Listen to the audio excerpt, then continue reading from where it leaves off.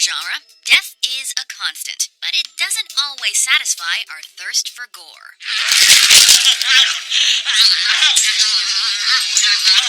Welcome to WatchMojo.com, and today we're counting down our picks for the top 10 lame horror movie deaths. For this list, we're focusing on deaths in horror movies that are painfully lame, with few, if any, redeeming qualities.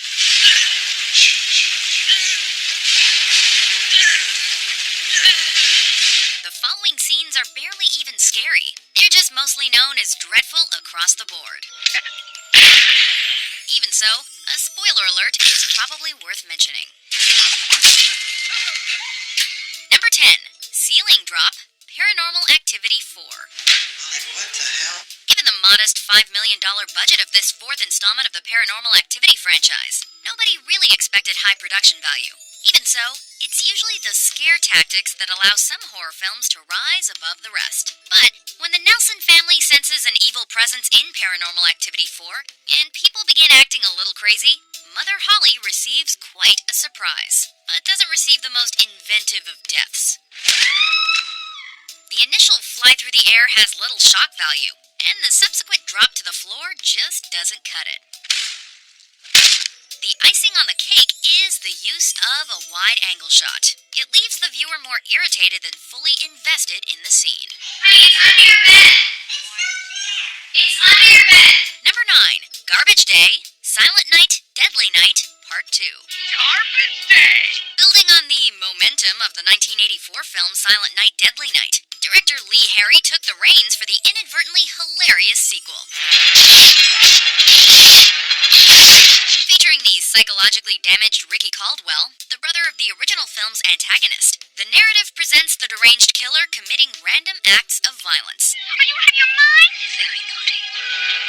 You killed him! The lamest moment of the film comes during a suburban rampage, as Ricky utters a now infamous line that overrides the horror itself. Garbage Day!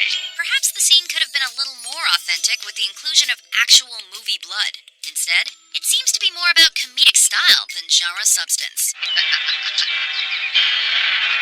Number 8. Charles in Charge, Saw 5. Not yet!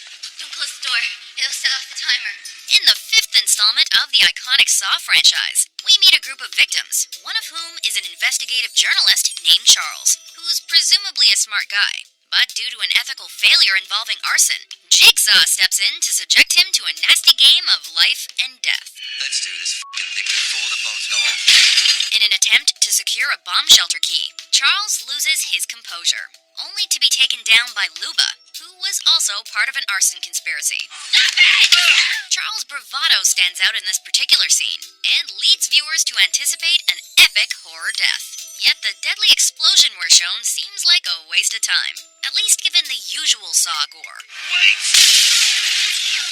For disappointed viewers, it's a completely forgettable moment that fails to capitalize on the selling point of the entire franchise. You f***ing bitches, survival of the fittest! Number 7. Fall from Grace, Final Destination 5. Don't worry, Molly. I didn't kill him! After surviving the collapse of the North Bay Bridge, life becomes problematic for Sam Lawton and his girlfriend Molly Harper. However, it's their fellow survivor Peter that ultimately tries to claim Molly's lifespan. But when an FBI agent named Jim Block starts poking around, well, the narrative of Final Destination 5 takes yet another deadly turn. Are you okay? What's going on? It's Peter. He has a gun. Unfortunately, Peter's surprise execution of the agent is just downright offensive, and the evidence is in Jim Block's ridiculous fall. Not only is there no blood, but all the guy really does is just fall over and die. That's it. It's Sam's turn. Number 6. Wizard Master Fail, A Nightmare on Elm Street 3, Dream Warriors. In my dreams, I can walk. My legs are strong. In my dreams, I am the Wizard Master. In the 3rd chapter of the iconic Freddy Krueger franchise, we see that Will Stanton has a unique set of skills, but only in his dreams. In real life, the role-playing game enthusiast doesn't sleep much, and he's also confined to a wheelchair. Even so, he manages to hunt Freddy down in the dream world, but he's not quite on top of his wizardry game. Have a seat. No thanks. I'm fine just the way I am. Unimpressed with the bravado of young Will, Freddy swiftly disposes of the self-proclaimed Wizard Master. However, the kill itself is a massive horror fail, given the lack of gore, and is complemented by a lame scream. Most devoted fans of the franchise can probably agree that Will deserved better than such a weak death scene. Sorry, kid. I don't believe in fairy tales. Number 5. Michael loses his head. Dino Croc. One might be surprised to learn that horror icon Roger Corman actually produced a flick named Dino Croc. Despite his presence, the film contributes to the canon of lame horror deaths early on. The moment arrives when little Michael searches for his three-legged puppy named Lucky. Unfortunately, Dino Croc emerges, and he means business. Michael almost gets away, but like so many ill-fated horror victims, he places himself in the perfect place to be annihilated by the titular monster. It's the setup for a spectacular death, yet the subsequent beheading leans more toward comedy than tragedy, given the weak visual effects and the odd facial expression of the victim. You don't need to be a film scholar to identify the inherent lameness of this scene. Tom?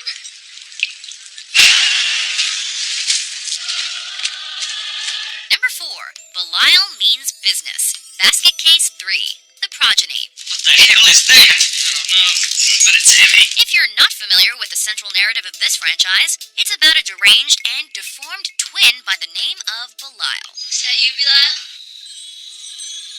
Where? I'm coming. In Basket Case 3, The Progeny, he breaks into a police station and delivers one of the more graphic horror moments with his attack on Brennan. And then there's Baxter, who inexplicably falls into Belial's grasp, only to receive a nasty face bite. He's alive. He's here.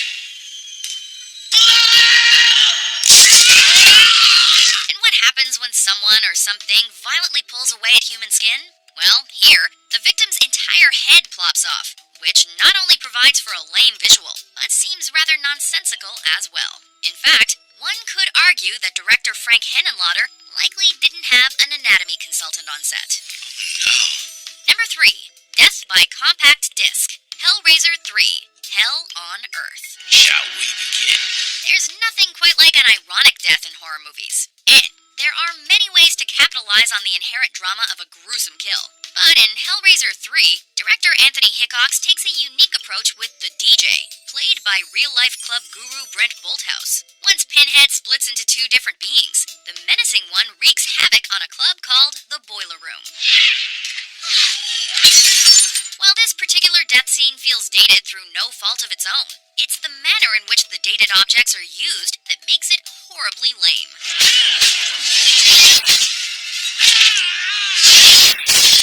For such a well-known horror franchise, there's no excuse for the awful imagery of the death by compact disc, and the dark lighting makes it even worse.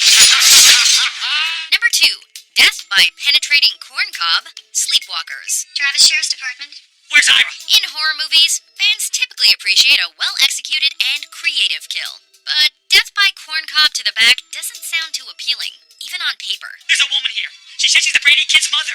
And I think she killed Don Robertson. Casting logic aside, director Mick Garris utilizes the corncob kill anyway, in his narrative about vampires and virgins. Mary Brady plays a prominent role in the film as the incestuous vampire mother of Charles. And when their feeding is compromised, she uses any means necessary to protect her own. There's blood everywhere.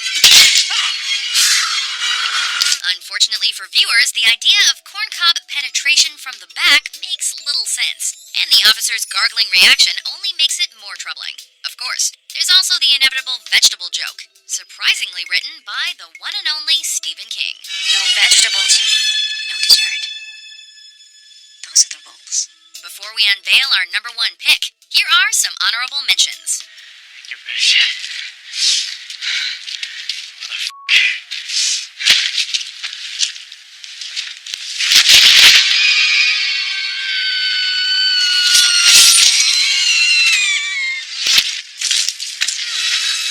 No one sleeps.